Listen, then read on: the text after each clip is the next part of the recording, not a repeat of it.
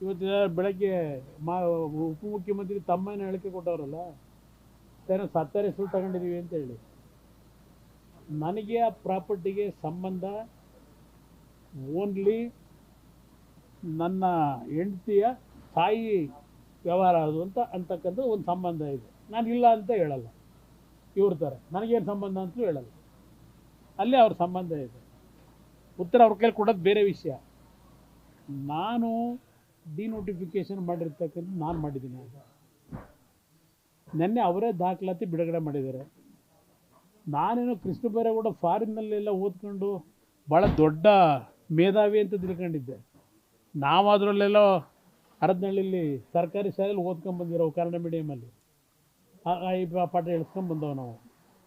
ಕೃಷ್ಣ ಬೈರೇಗೌಡರಂಥ ವ್ಯಕ್ತಿ ನೆನ್ನೆ ದಿನ 4-5 ಜನ ಮಂತ್ರಿಗಳು ಕೂರಿಸ್ಕೊಂಡು ಈ ಹೇಳಿಕೆ ಕೊಡಿಸೋರಲ್ಲ. 2015ರಲ್ಲಿ ಜಯಕುಮಾರ್ ಪಾಟೀಲ್ ಅಂತಕ್ಕಂಥವ್ರ ಮುಖಾಂತರ ಇದೇ ಸಿದ್ದರಾಮಯ್ಯನ ಪಟಾಲಂಗಳು ನನ್ನ ವಿರುದ್ಧ ಕೇಸ್ ಹಾಕ್ಸಿದ್ದು.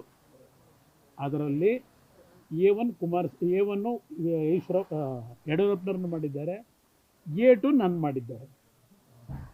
ಇದು ನಾನೇನೋ ಅಧಿಕಾರ ಬಿಡೋ ದಿನ ಅಂತ ಹೇಳಿದ್ದಾರಲ್ವೇ, ಇದೆಲ್ಲಪ್ಪ ಇದು ಕೊಟ್ಟಿದೆ ಪ್ಯಾಡು ಇದು. ಆಮೇಲೆ ಇದೊಂದು ಮಜಾ ಇದೆ, ನಿಮಗೆಲ್ಲ ಸಿಕ್ಕಿರ್ಬೇಕೇನೋ ಇದು. ಕೃಷ್ಣ ಬೈರೇಗೌಡರಿಗೆ ನಾನು ಹೆಬ್ಬೆಟ್ಟು ಅಂತ ಗೊತ್ತಿರಲಿಲ್ಲ. ಕೃಷ್ಣ ಬೈರೇಗೌಡರನ್ನ ಪಾಪ ಫಾರಿನ್ ರಿಟರ್ನ್ ಅಂತ ತಿಳ್ಕೊಂಡಿದ್ದೆ.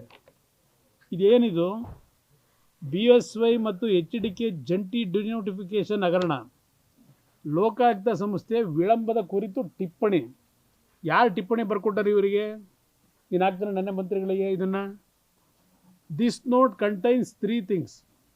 Who can address what? The chronology of the scam, specific issues, question that can be raised. ನಿಮ್ಗಳ ಮುಂದೆ ಇದು ಯಾರು ಬರ್ಕೊಟ್ಟವ್ರು ಇವರಿಗೆ? ಕೃಷ್ಣ ಬೈರೇಗೌಡಂಗೆ ಇದೆಲ್ಲ ಇದೆ. ಇದನ್ನು ಅವರೆಲ್ಲ ಟಿಪ್ಪಣಿ ಇದು ಇಟ್ಕೊಂಡು ನೆನ್ನೆ ಪ್ರೆಸ್ ಮೀಟ್ ಯಾವನೋ ಬರ್ಕೊಟ್ಟವನೇ ಅದು ಇಟ್ಕೊಂಡು ನೆನ್ನೆ ನೀವು ಪ್ರೆಸ್ ಮುಂದೆ ಏನೋ ಭಾಳ ದೊಡ್ಡ ಕುಮಾರಸ್ವಾಮಿದು ಏನೋ ಒಂದು ದೊಡ್ಡ ಪ್ರಕರಣ ಬಿಟ್ಬಿಟ್ಟಿದ್ದೀವಿ ಅಂತ ಹೇಳಿ ತಂದವ್ರೆ. ನಾನು ನೋಡ್ತಾ ಇದ್ದೀನಿ 3 ತಿಂಗಳಿಂದ ಶತಾಯಗತಾಯ ಒದ್ದಾಡ್ತಾವ್ರೆ, ಏನಾದರೂ ಮಾಡಬೇಕು ಅಂತ.